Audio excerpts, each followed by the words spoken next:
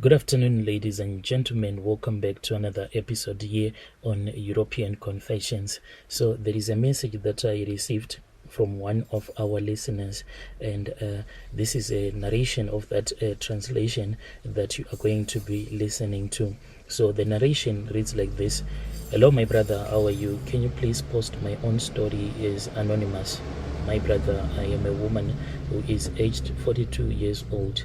So when I got married, I was clean. I didn't have any demons that were living inside my body.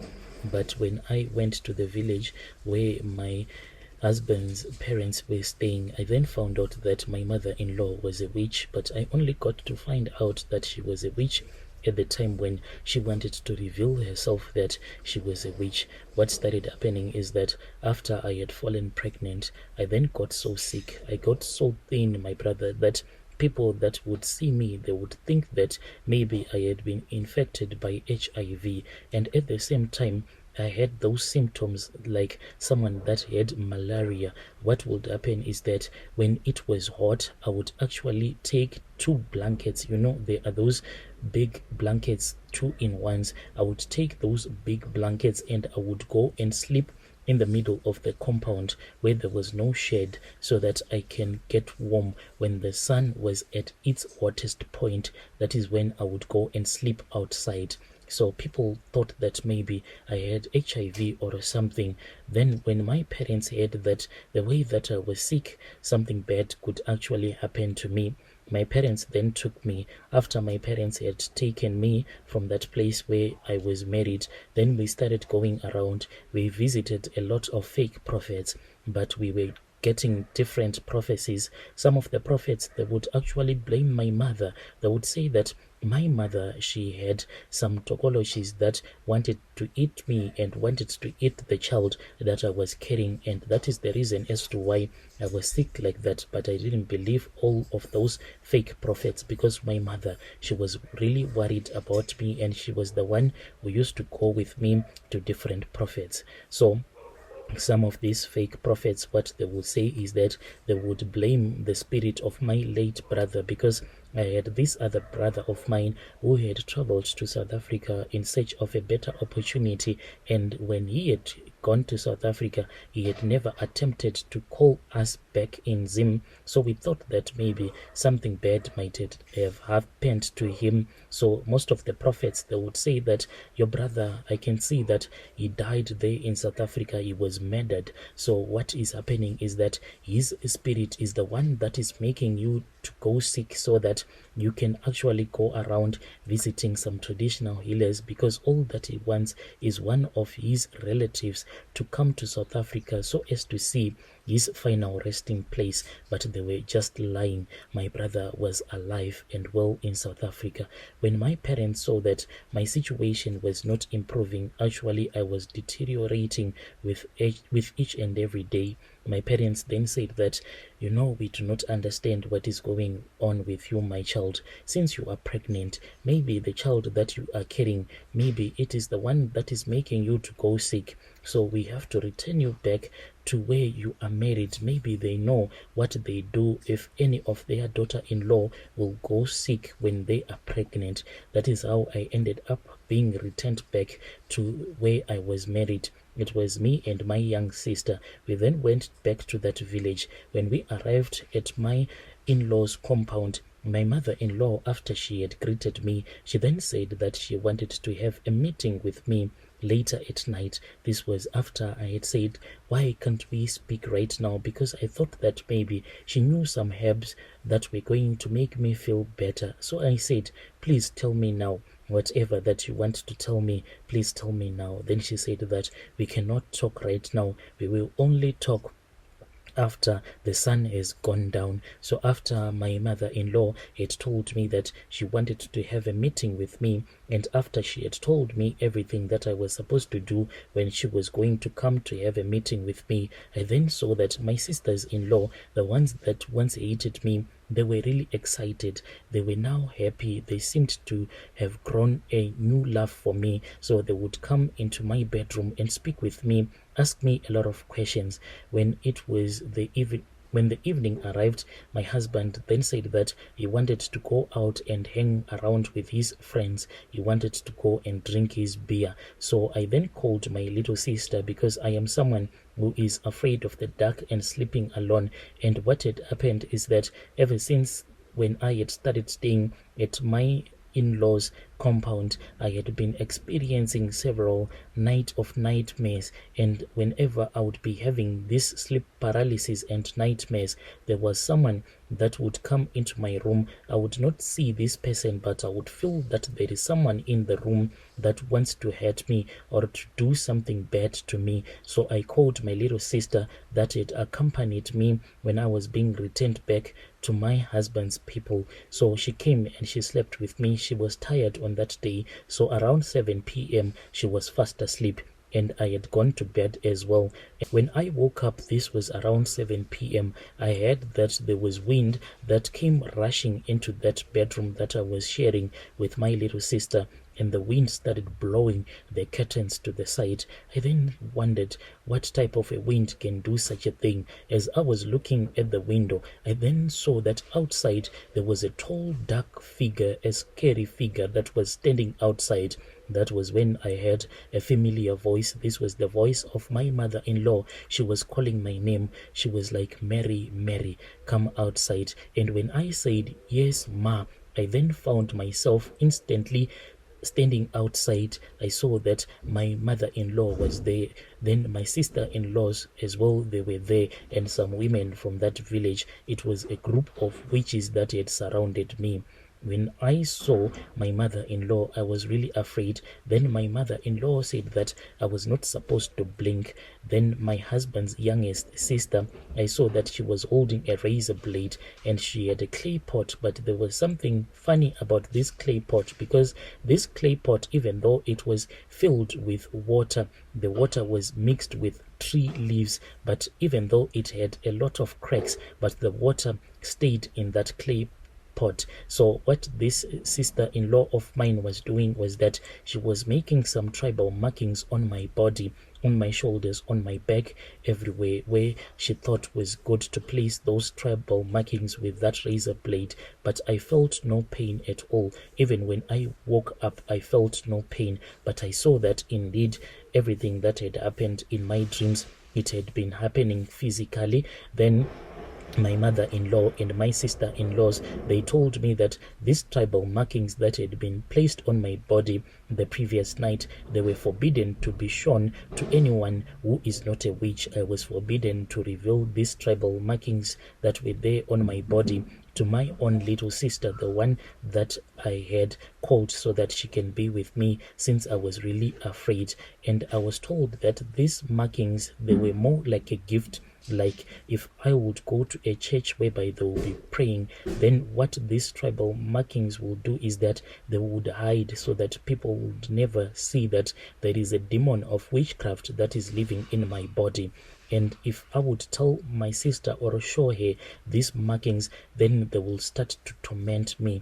This is how I was trained to be a witch, and the more that I was trained to be a witch, I recovered fully, my brother. I was then made to look like a horse. I was actually ridden as if I was a horse, but I was not a horse as such, but I was more like a giant.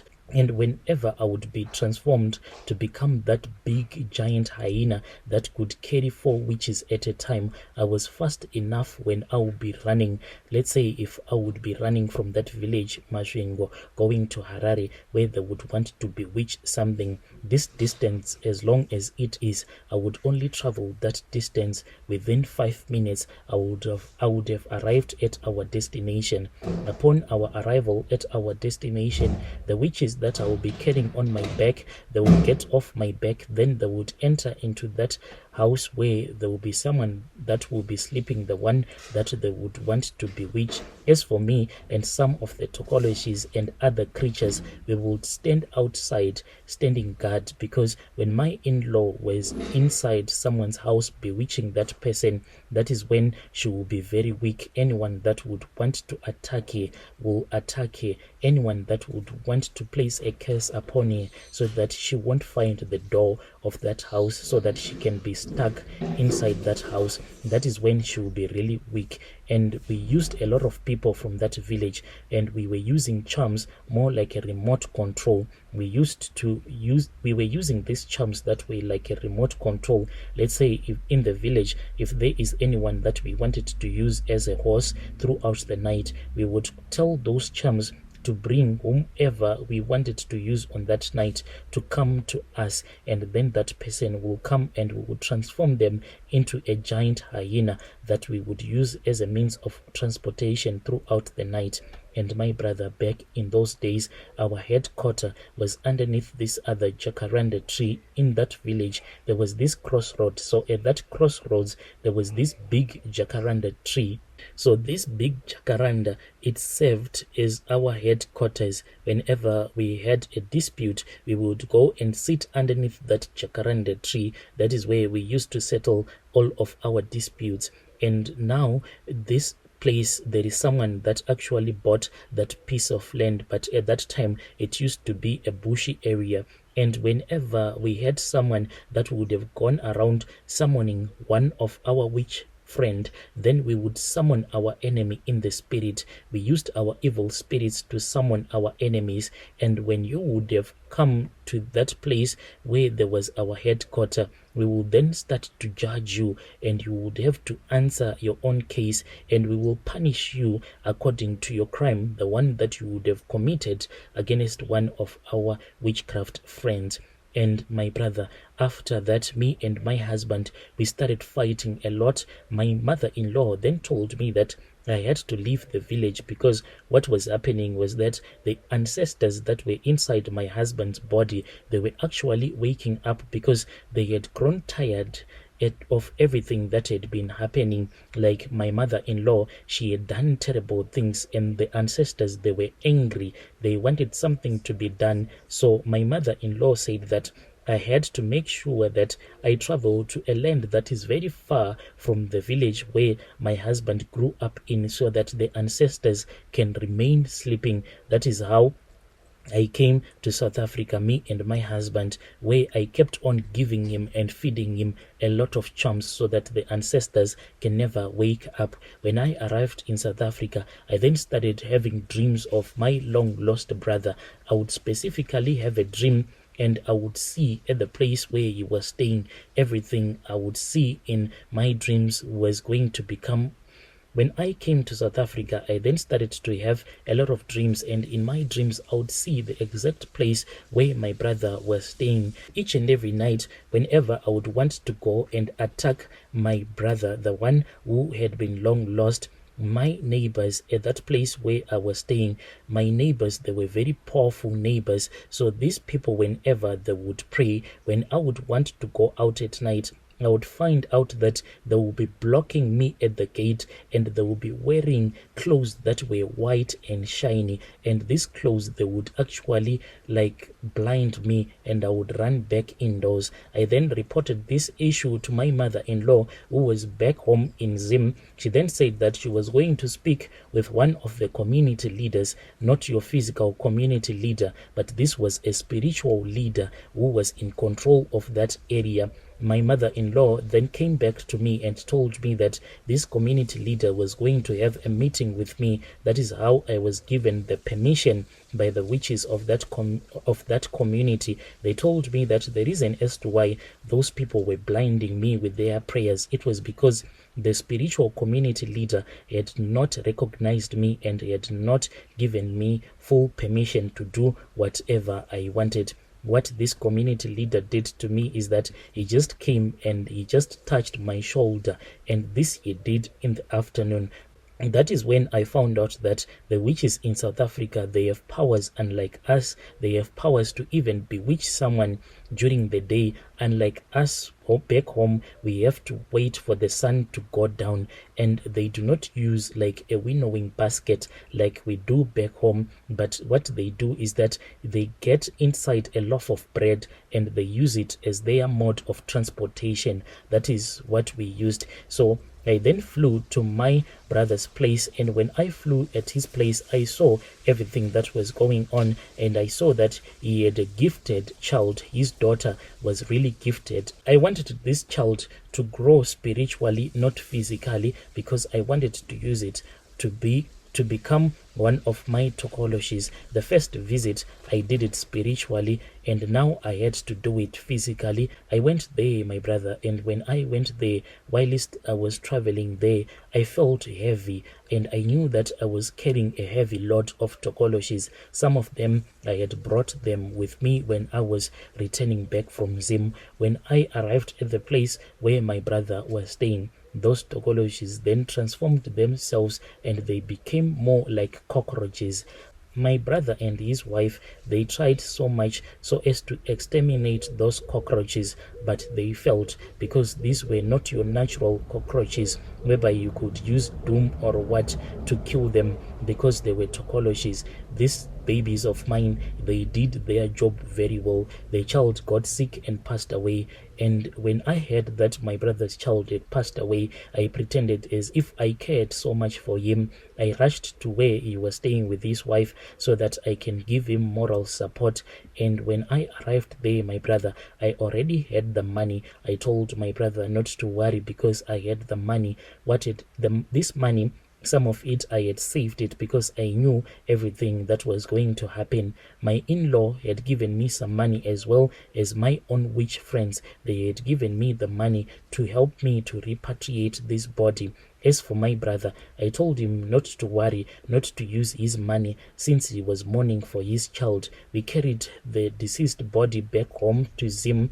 My in-laws traveled from their own village, and they came into that village where we wanted to have that burial. When they came, they were pretending as if they had came to give me moral support, but what they had done is that they had actually came to help me to stand guard over the corpse from the other witches from that same village. After we had negotiated with the witches from my village, we then reached an agreement. They said that they wanted sort of like a cut, more like a tax. What they wanted from this deceased body, they wanted the tongue, because I didn't want this child to speak so as to reveal where I was keeping the spirit.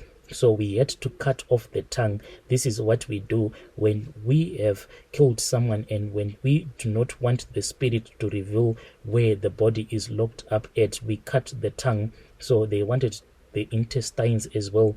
They wanted the eyes as well. After that, I then collected the corpse in the spirit, and then I transformed the body into an evil spirit, and I commanded that evil spirit to go and possess my daughter. Right now, my daughter is really gifted. If she gets inside a taxi, if someone has money, like if there is anyone that is sitting right next to her, then that person will just be blinded so much that they can forget their expensive items when they are around her, or they will count their money and place the money on the seat, and when they will get off the taxi, then they would forget everything. I stole this gift from my brother's child, and as for my brother, I cursed him so much because I do not want him to go around seeking consultation from prophets, pastors, or a traditional healer. So I cursed him. The way that I cursed him is that I started pretending to him that I was really broke, even though I was not broke. One day I said, "Please, my brother, send me about 300 rands. He quickly sent that 300 rands to me, but I was just lying to him that I was broke. I then went and I bought, a padlock. After I had bought that padlock, I made some holes on that money that he had given me, and I tied the money using that wire to that padlock. When I returned back home to Zim, I climbed up a mountain and I went into a wilderness. I made sure that I left my brother's money, the one that he had given me, into that wilderness where nothing totally grows. That is where I left the money. So what happens to my brother is that if he gets his money, like his salary here in South Africa, it will all go to that place. It will end up being in that place where I have that padlock that has that 300 rand tied to it with that wire. That is where all of his money goes. It ends up in that wilderness. All of these things, I did it, my brother. Yo, dear listeners, right there was a message that was sent to me by our system. Then we had to give you this translation. So this was the narration of that translation. Yo.